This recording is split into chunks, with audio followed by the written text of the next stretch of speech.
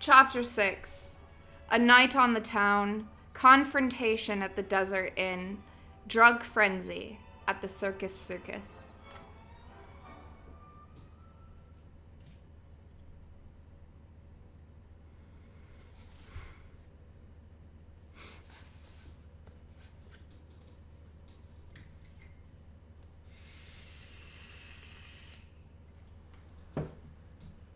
If you don't want to read this book, then leave right now, because I'm reading it. Hello.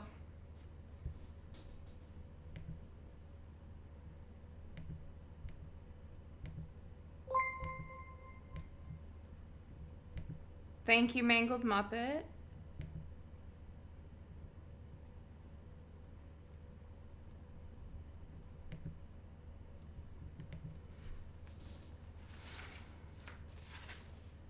Isn't Fear and Loathing just an LSD trip? I thought this book was always about bats. Chapter 6. A night on the town, confrontation at the desert inn, drug frenzy at the circus. Saturday, midnight.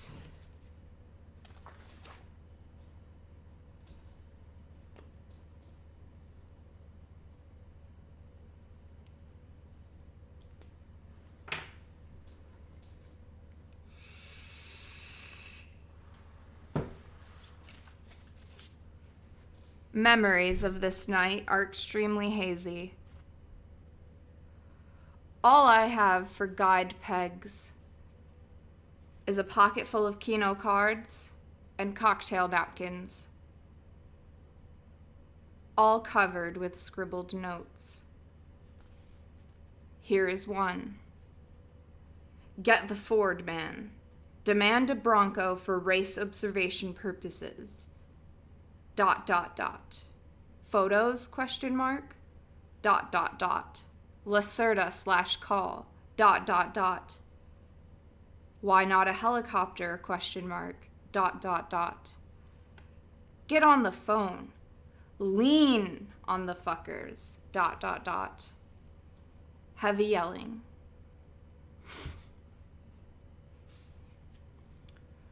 Another says, sign on Paradise Boulevard.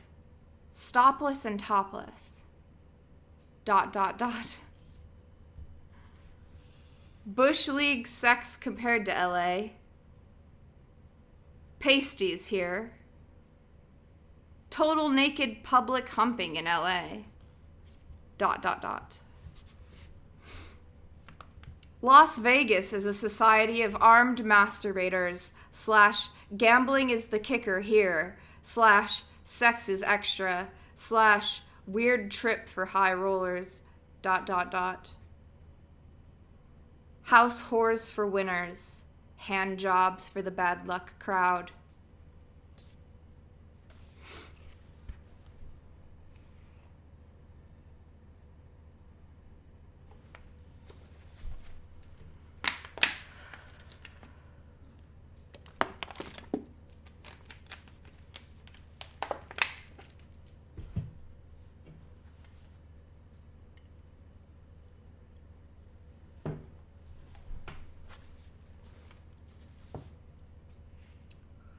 A long time ago, when I lived in Big Sur, down the road from Lionel Ole, I had a friend who liked to go to Reno for the crap shooting.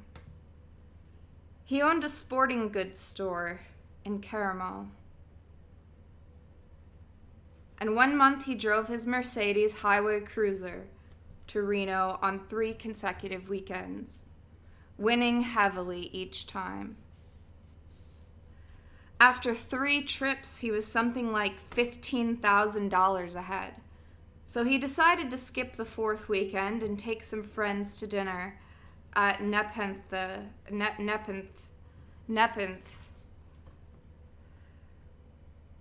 Always quit winners, he explained. And besides, it's a long drive. Nepenthe. Nepenthe. Okay, I'm done. Always quit winners, blah, blah, blah. And besides, it's a long drive. On Monday morning, he got a phone call from Reno, from the general manager of the casino he'd been working out on. "We missed you this weekend," said the GM. "The pitmen were bored." "Shucks," said my friend. So the next weekend, he flew up to Reno in a private plane with a friend and 2 girls, all special guests of the GM. Nothing too good for the high rollers. And on Monday morning, the same plane, the casino's plane, flew him back to the Monterey airport. The pilot lent him a dime to call a friend for a ride to Carmel. He was $30,000 in debt, and 2 months later he was looking down the barrel of one of the world's heaviest collection agencies. So he sold his store, but that didn't make the nut. They couldn't wait for the rest, he said. But then he got stomped, which convinced him that maybe he'd be better off borrowing enough money to pay off the whole wad. Mainline gambling is a very heavy business, and Las Vegas makes Reno seem like your friendly neighborhood grocery store.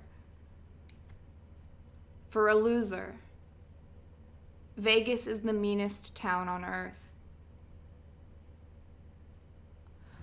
Until about a year ago, there was a giant billboard on the outskirts of Las Vegas saying, "Don't gamble with marijuana. In Nevada, possession equals 20 years. Sale equals life."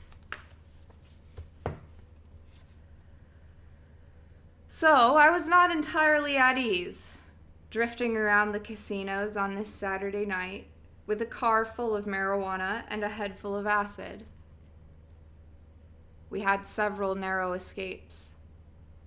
At one point, I tried to drive the Great Red Shark into the laundry room of the Landmark Hotel, but the door was too narrow, and the people inside seemed dangerously excited. We drove over to the Desert Inn to catch the Debbie Reynolds Harry James show. "I don't know about you," I told my attorney, "but in my line of business, it's important to be hep."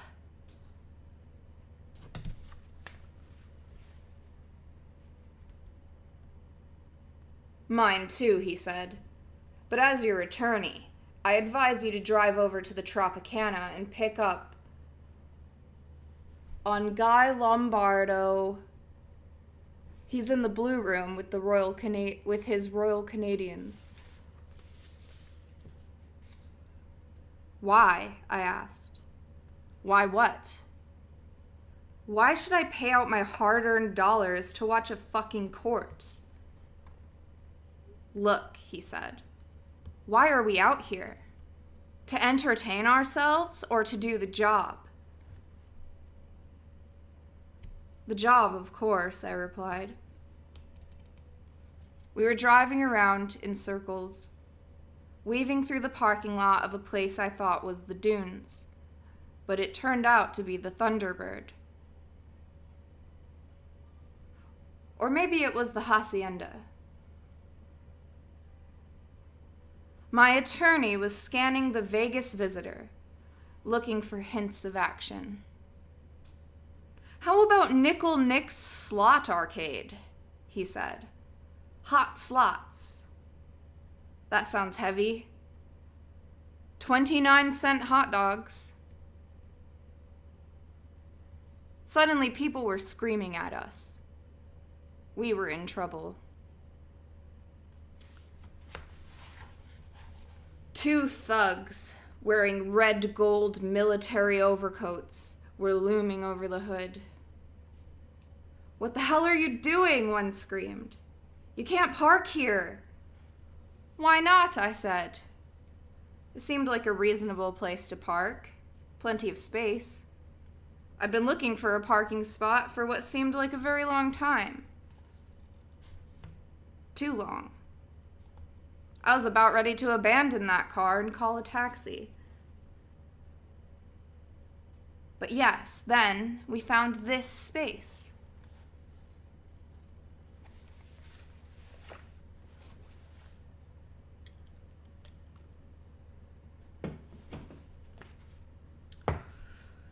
Which turned out to be the sidewalk in front of the main entrance to the Desert Inn. I had run over so many curbs by this time, I hadn't even noticed this last one. But now we found ourselves in a position that was hard to explain. Blocking the entrance, thugs yelling at us, bad confusion. My attorney was out of the car in a flash, waving a $5 bill. "We want this car parked. I'm an old friend of Debbie's. I used to romp with her." For a moment, I thought he had blown it. Then one of the doormen reached for the bill, saying, Okay, I'll take care of it, sir." And he tore off a parking stub. "Holy shit," I said as we hurried through the lobby. They almost had us there.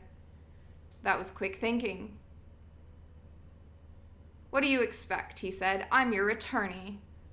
And you owe me $5. I want it now." I shrugged and gave him a bill. This garish, deep Orlon carpeted lobby of the Desert Inn seemed an inappropriate place to be haggling about nickel and dime bribes for the parking lot attendant. This was Bob Hope's turf, Frank Sinatra's, Spiro Agnew's. The lobby fairly reeked of high-grade formica. Their lobby fairly reeked of high-grade formica and plastic palm trees. Garish? Thank you, Moose. It was clearly a high-class refuge for the big spenders.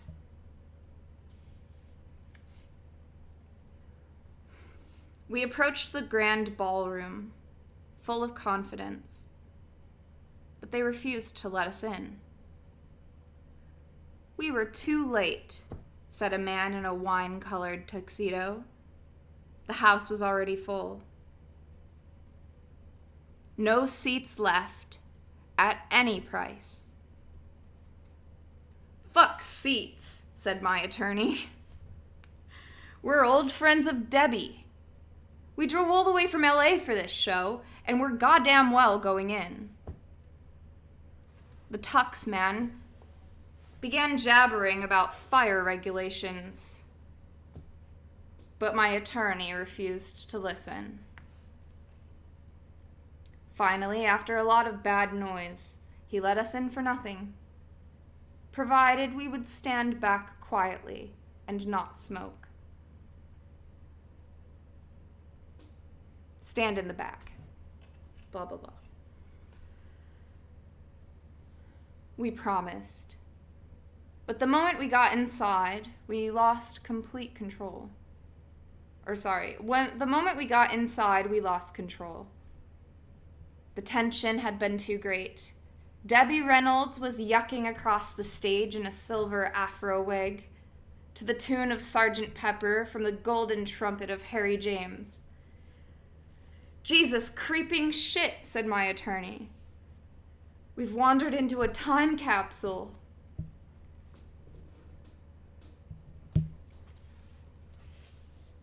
Heavy hands grabbed our shoulders. I jammed the hash pipe back into my pocket just in time. We were dragged across the lobby and held against the front door by goons until our car was fetched up. "Okay, get lost," said the wine tux man. "We're giving you a break. If Debbie has friends like you guys, she's in worse trouble than I thought."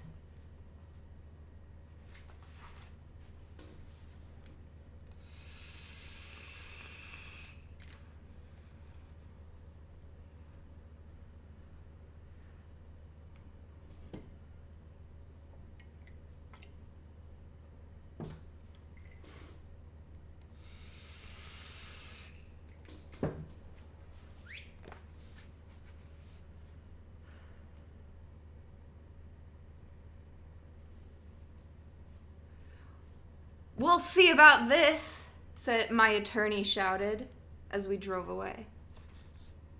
"You paranoid scum." I drove around to the Circus Casino and parked near the back door. "This is the place," I said. "They'll never fuck with us here." "Where's the ether?" said my attorney. "This mescaline isn't working." I gave him the key to the trunk while I lit up the hash pipe. He came back with the ether bottle, uncapped it, then poured some into a Kleenex and mashed it under his nose, breathing heavily. I soaked another Kleenex and felled my own nose. The smell was overwhelming, even with the top down. Soon we were staggering up the stairs toward the entrance, laughing stupidly and dragging each other along, like drunks. This is the main advantage of ether. It makes you behave like the village drunkard in some early Irish novel. Total loss of all basic motor skills. Blurred vision, no balance, numb tongue, severance of all connection between the body and the brain. Which is interesting, because the brain continues to function more or less normally. You can actually watch yourself behaving in this terrible way, but you can't control it. You approach the turnstiles into the circus, and you know that when you get there, you have to give the man $2 or he won't let you inside. But when you get there, everything goes wrong. You misjudge the distance to the turnstile and slam against it. Bounce off and grab hold of an old woman to keep from falling. Some angry Rotarian shoves you, and you think, what's happening here? What's going on? Then you hear yourself mumbling, "Dogs fucked the Pope, no fault of mine, watch out." "Why, money?" "My name's Brinks, I was born." "Born?" "Get sheep overside. Women and children to armored car. Orders from Captain Zeep." Ah, devil ether. A total body drug. The mind reconciles in horror, unable to communicate with the spinal column. The hands flap crazily, unable to get money out of the pocket. Garbled laughter and hissing from the mouth. Always smiling. Ether is the perfect drug for Las Vegas. In this town, they love a drunk. Fresh meat. So they put us through the turnstiles and turned us loose inside.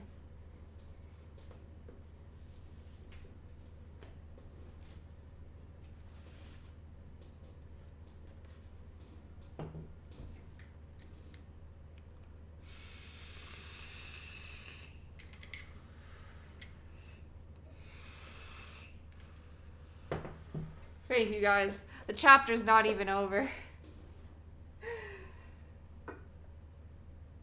It's only 10 pages.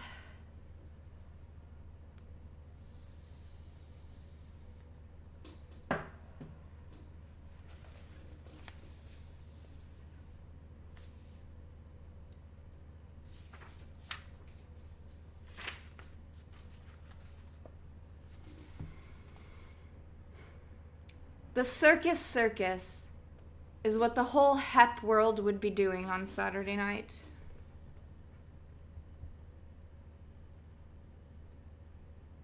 If the Nazis had won the war. This is the Sixth Reich. The ground floor is full of gambling tables, like all other casinos. But the place is about 4 stories high, in the style of a circus tent. And all manner of strange county fair Polish carnival madness is going on up in this space.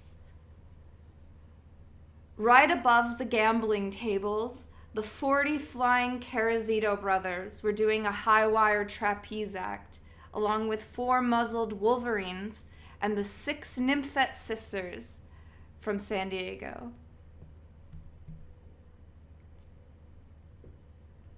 So you're down on the main floor playing blackjack. And the stakes are getting high.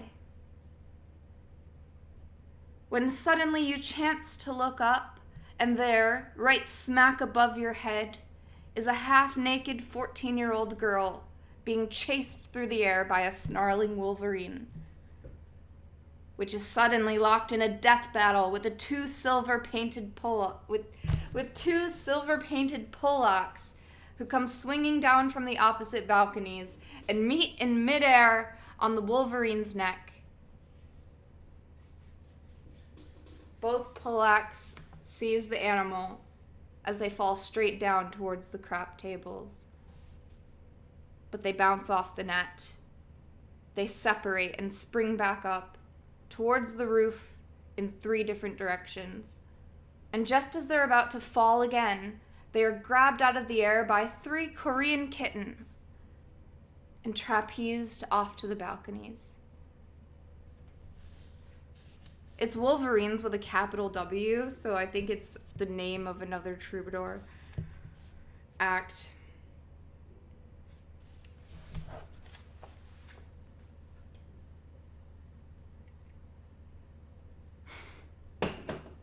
Dude thought it was actual Wolverines. He's like, oh, I guess this is why they're endangered. In the year of our Lord 2021, Wolverines have become endangered. Because the people in history could not stop using them in their high-wire trapeze acts.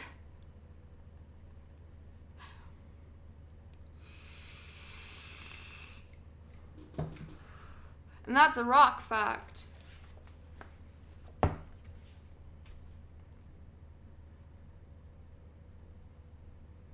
This madness goes on, and nobody seems to notice.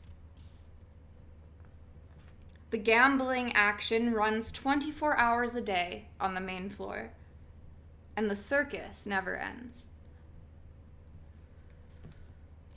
Meanwhile, on the upstairs balconies, the customers are being hustled by every conceivable kind of bizarre shuck. All kinds of funhouse-type booths. Shoot the pasties off the nipples of a 10-foot bull dyke and win a cotton candy goat. Stand in front of this fantastic machine, my friend, and for just 99 cents, your likeness will appear. 200 feet tall on a screen above downtown Las Vegas.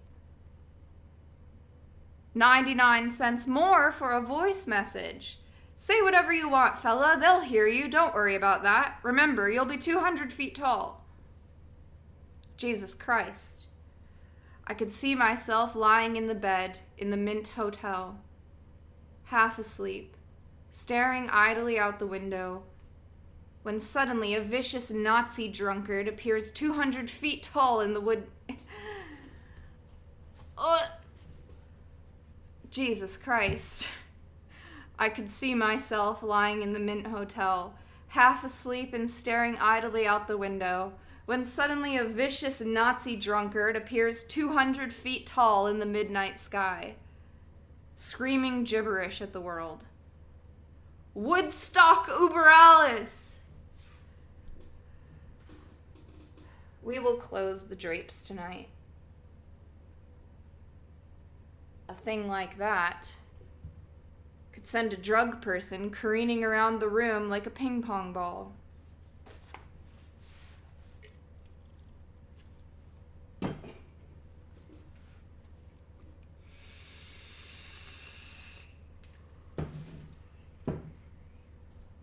Hallucinations are bad enough.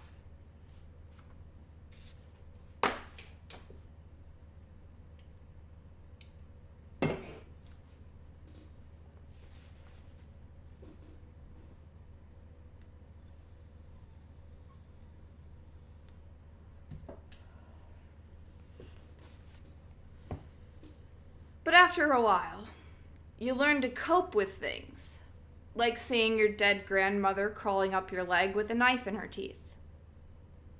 Most acid fanciers can handle this sort of thing. But nobody can handle that other trip.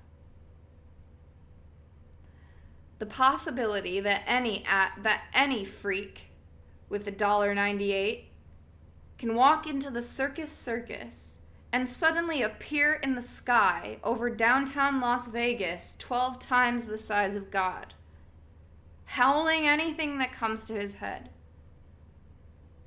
No, this is not a good town for psychedelic drugs. Reality itself is too twisted.